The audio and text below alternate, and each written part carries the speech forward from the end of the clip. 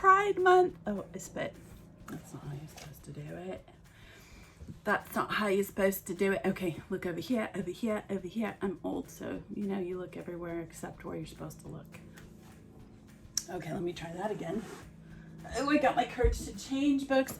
We're gonna read June 1st. I have no idea what it is about, so it'll be interesting. Okay, let's try that again. Yay, it's Pride Month. It's Pride Month. And for anybody who was an ex-Jehovah's Witness, that is a big deal. When you come out and you're queer or you're, you know, loving who you want to love, it is very difficult to be yourself inside of a organization that is does everything it can to keep you very centered in the way it thinks. So I just want to send all my love to you lesbians out there and queer folk, and that means a lot to you, and I know it does because I have friends that have suffered quietly in their seats at a Kingdom Hall because they can't be who they are. So I'm so proud of you for being strong enough to leave, and then being strong enough to just be yourself. And that could mean that your families don't love you or have left you, right? They might come back, but they might not. And that's okay, because I'm here to say I love you. And I'm grateful that you're here and that you're being who you want to be. That is very difficult. Even for, people that have what, quote, the norm life, right? We're supposed to have the norm. There's normal in loving being heterosexual. No. There's no normalcy. And I think even when you leave, there's a lot of clutter that happens that you're trying to figure out. So I just wanted to say, for all my queer folk out there, I love you very, very much. And I'm grateful that you're here. And don't stop. Don't stop being who you are. That's really important for your family members to see. I didn't realize when I came out of the organization, out of being one of Jehovah's Witnesses, how close-minded people were. I don't know if I was a typical Jehovah's Witness. I'm not going to lie to you. I believed everything that was taught to me, and I was a born-in. So, and I know that there were born-ins just like me, who were part of the LGBTQ plus community. I know they were. I saw them suffering right next to me in a Kingdom Hall. They didn't fit the mold that is shown on the videos for jw videos. Yeah, no, they didn't. So, and they took chances. Yeah, they took chances when it came to being who they really were, because there was no one really to understand, right? You tell elders, and oh my lordy, if you're gay, do not tell elders. Don't tell the elders. Go to a therapist, go to your school counselor, go to your best friend who is not one of Jehovah's Witnesses. Make sure that you're safe, because unfortunately, this is a very toxic groupthink type of group. So you're not going to get the support that you need. Just remember that you are important, and that you have a place in the world, and someone will love you, and you will survive. Got it? As a mom, I would want my children to be told that you will be successful. You will find love. You will find the people that will support you. And there are groups. So that is very important, to make sure that you go with your little group. And one of my good friends told me that, and I really appreciate what was said to me. And of course he's gay, and I was grateful that he shared that with me, because there are times when I even as a mom, raising children, having this background, it's hard to find your group, and it's hard to find people who understand you. So it is difficult to find friends. I'm not going to lie.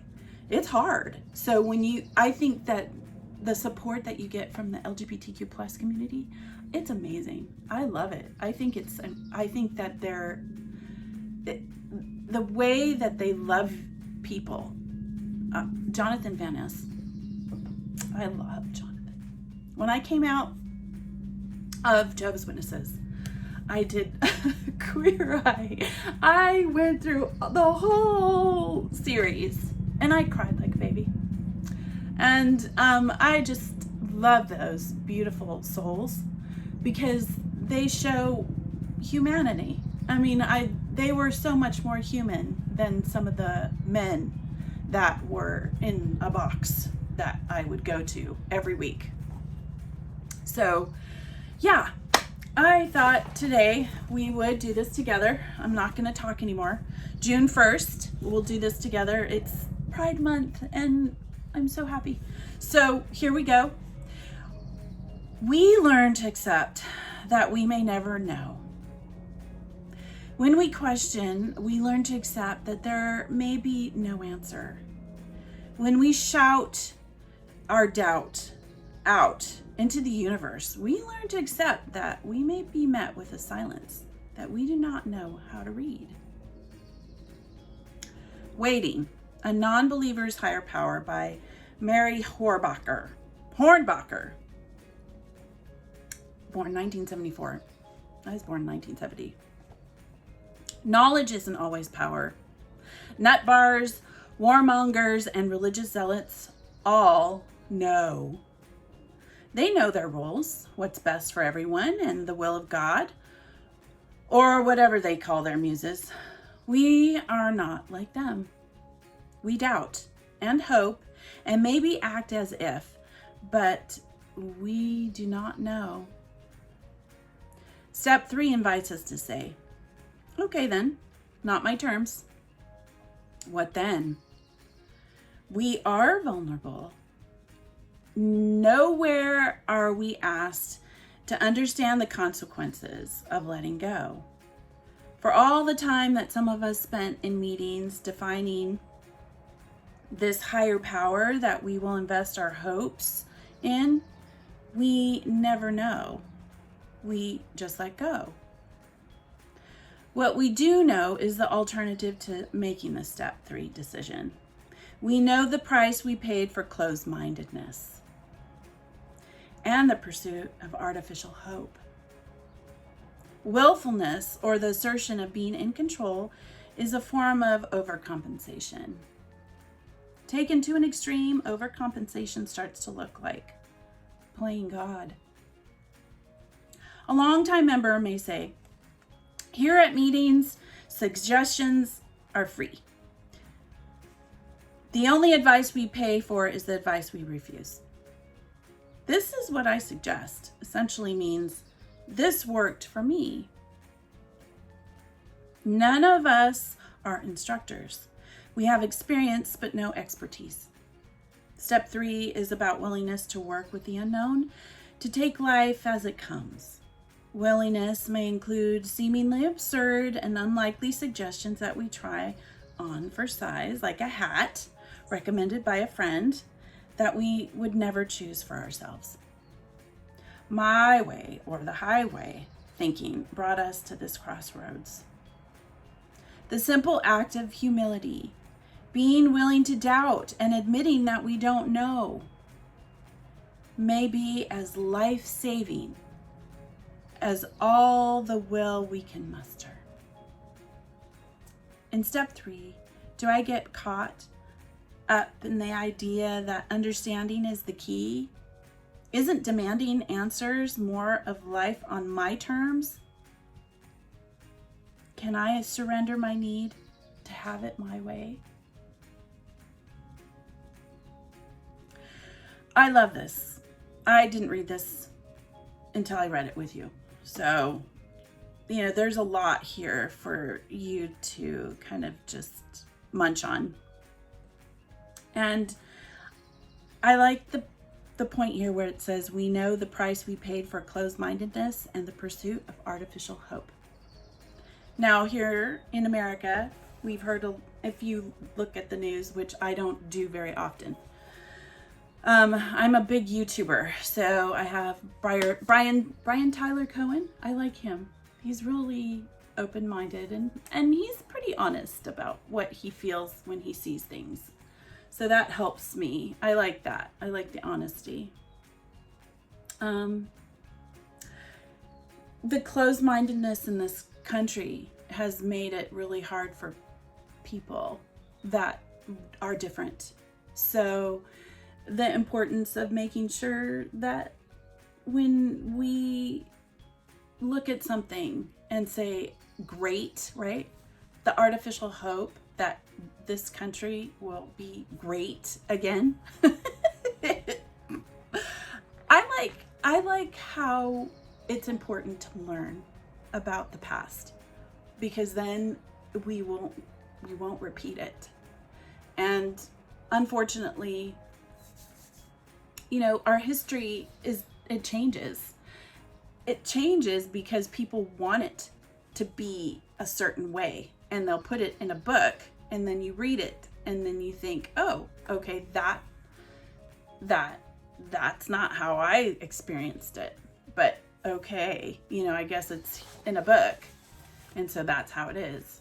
And history shows differently.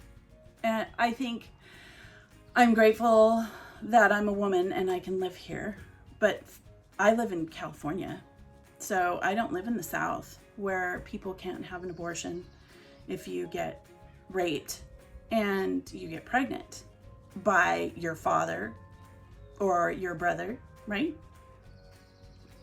And it's sad because I know of a sister that had that happen to her daughter, and it was her husband. It was his daughter that he raped. He was in the congregation, and that young girl had to have that baby. And that was her brother and her son. That it was horrible. And I remember the sister went kind of hiding around, and she talked to my mom about it. So it was frightening. It's frightening to know that closed-mindedness can get you into a problem and then you can't get out. Now, everybody's choice of having the child or not having the child, that's their personal choice. It's none of our business. So, but it's a choice that you get to make. Oh, at least you're given that choice. Here in California, you're able to get that help, the help that you need to make a choice that is for you. Unfortunately, that's not how it is everywhere in this country. So closed-mindedness is, wow, it can lead to so many difficulties in a person's life. So, this is Pride Month. Please be who you are. Just know that you can be loved. I love you. I love you. Big hug over the internet. And I think it's important for us to tell you that. And I'm just to let you know, I've been healing. It's been hard for me. This last year, I've had my own share of emotional ups and downs. I think when people die and they don't say goodbye, you always are a little bit lost, and that's okay. I realized that when my mom died. Now, me and my mom, I've always been very upfront. We have had a tumultuous relationship. It has never been an easy relationship. But when she died, it's so weird because there was a lot of things that happened before she died. And it was just so strange almost for me. And so when she died and I was having to heal from all these emotions that I thought were all done, I worked through and I realized that I hadn't, or that there were things that just come up when someone dies, you know, because you grew up with this person, and so they were your parent. That is what's so strange, is when you're, my particular experience too, you know, when I left Jehovah's Witnesses, I was done. It didn't take me long to figure it out once it was figured out. Does that make sense? Once I put it all together and I realized what I was in and that it was wrong, I didn't hesitate at all to go up and say, hey, I want nothing to do with you. Thank you very much. Goodbye. So, I mean, I went to the elders and I handed my paperwork over and I gave them a hug and I said, see you later. Thank you for your hard work. I know that I was still in to an extent. Sorry. Oh, my nose. Yeah, so I was still in. But to the point where I was mad enough to say, you are wrong, right? But here you can make your choices, which fine, but don't, that would mean that the way that it's run is that people like me would die because they don't believe it anymore. So it takes a lot to be able to cut yourself off and then heal from all the destruction that comes after, because they're very destructive. And that has taken its toll. It takes its toll on your body and your mind. So that's normal. I just want to let you know that that is very normal. And healing takes time. And for me, being out walking and looking at the birds and spending quiet time with myself, doing my artwork, that helps me heal. Being by myself, I noticed that I really just kind of enjoy being by myself. And I've talked to a couple of friends, and I don't have a large group of friends. I have a very small amount of friends, and that's okay with me. I like having that kind of quietness that comes with just a handful of friends.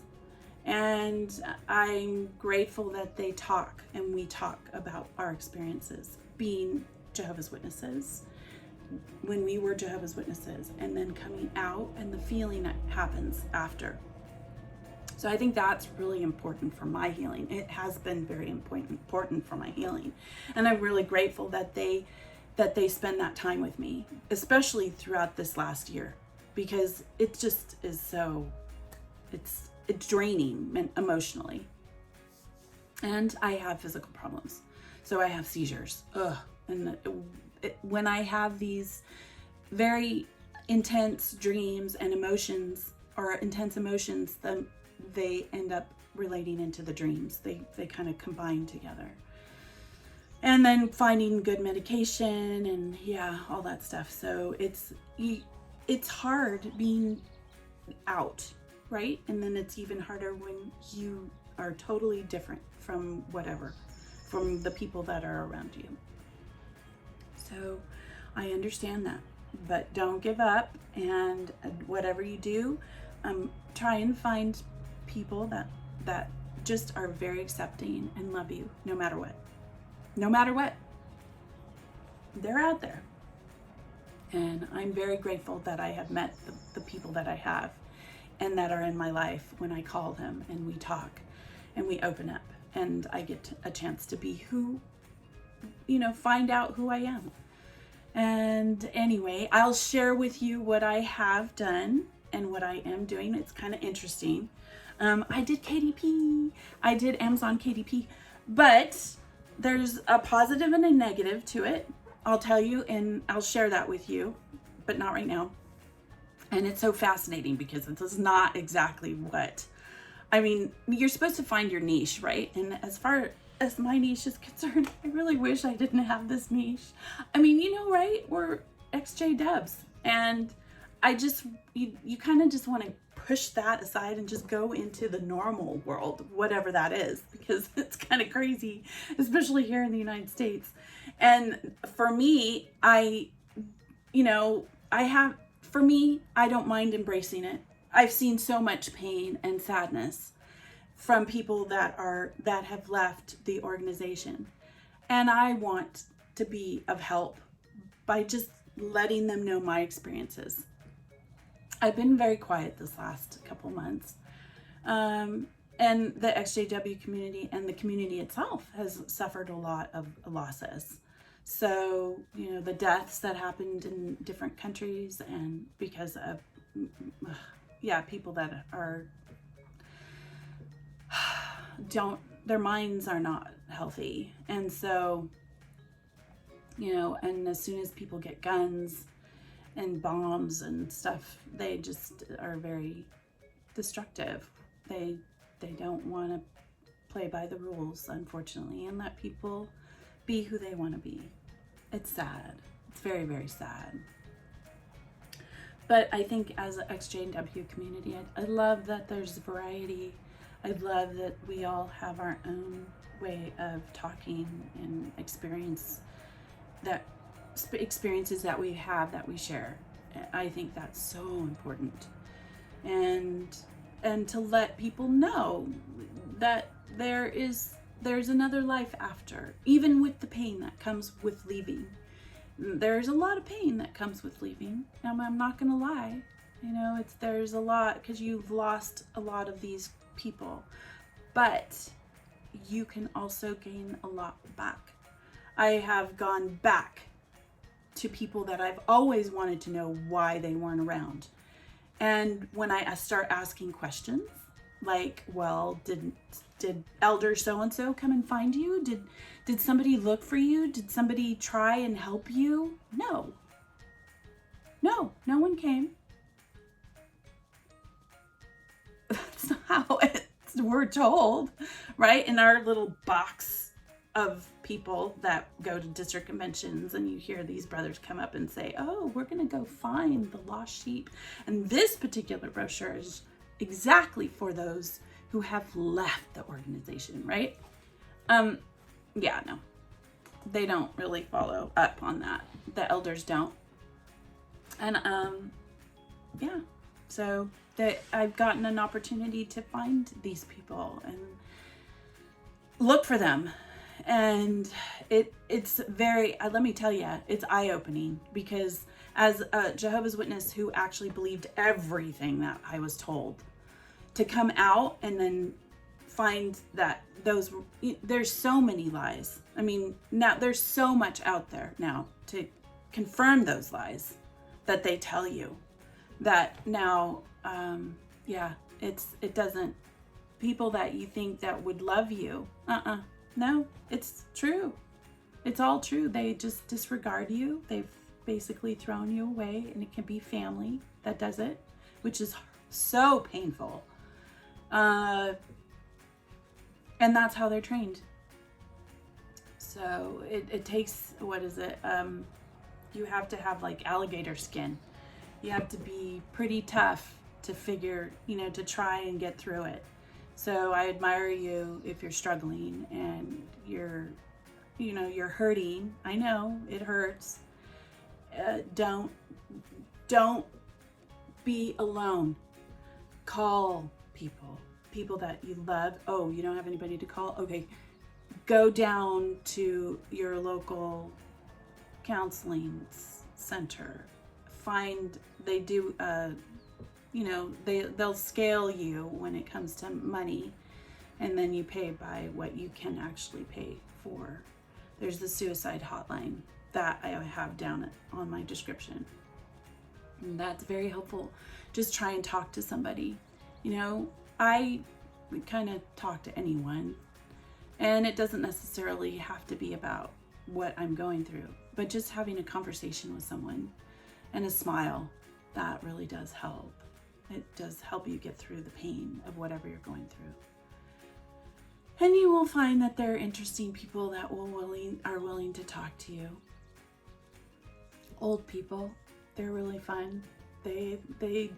They've been through experiences in life, so they sometimes can help you go back to your family that possibly doesn't know you, that were, quote, worldly, to go and reconnect with.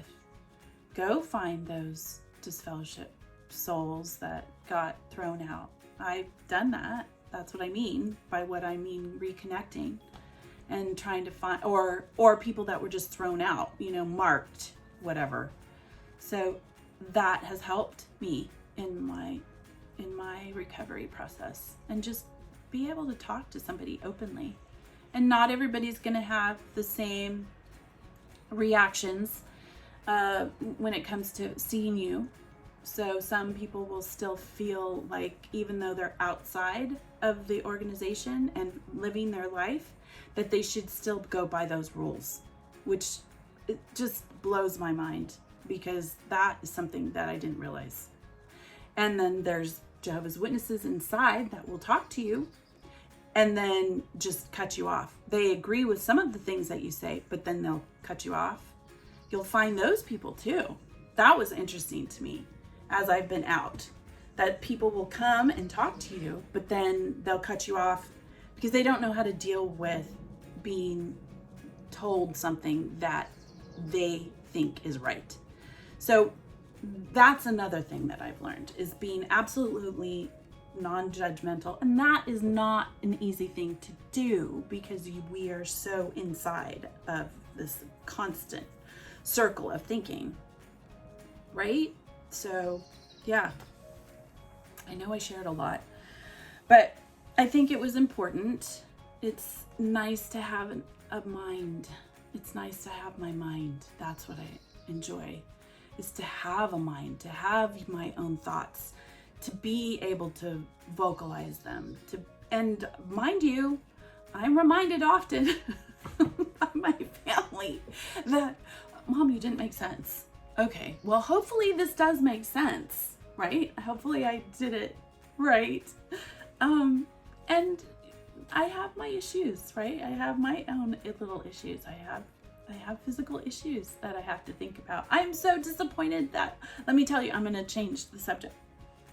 I'm so disappointed that everybody's going down to Washington, D.C. in October, right around Halloween. Now, for one thing, around October, I'm going to share this with you. It's cold. It starts to get cold in Virginia or around the D.C. area.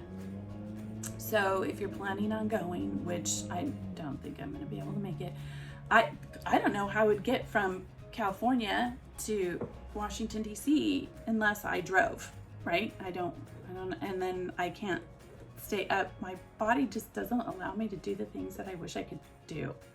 And like I said, I have epilepsy, so I have to be really careful. And that generally means making sure I get enough sleep, make sure I eat well. And Halloween is a big deal for our family. They really enjoy dressing up and doing something. So I don't know what that means this year. As the kids get older, right? They don't like pictures. They don't like to take a picture. They want a certain way of looking. I don't know. And I'm not a big dress up person, but I don't mind doing it from time to time. And we'll see this year. This last couple months, like I said, these last few months have just been about healing and enjoying life. And that's what I think I'm probably going to end up doing. I really wish I could go to Washington, D.C., but I don't know if I could trust my body to get there safely. And I remember my husband, he's so funny. We lived there for 3.5 years during the Tea Party days. That was weird. And he explained, he's like, I don't ever want to go back to, I don't ever want to go back there. The weather tries to kill you. And it's true. You know, we're used to California and earthquakes and a lot of heat, which hasn't been happening lately. Yeah, so anyway, yeah, for all my queer folk out there, I love you. It's Pride Month. Be proud. Be happy. And enjoy your life. And know somebody will love you. I do. So there. All right. Follow your bliss. and be good humans.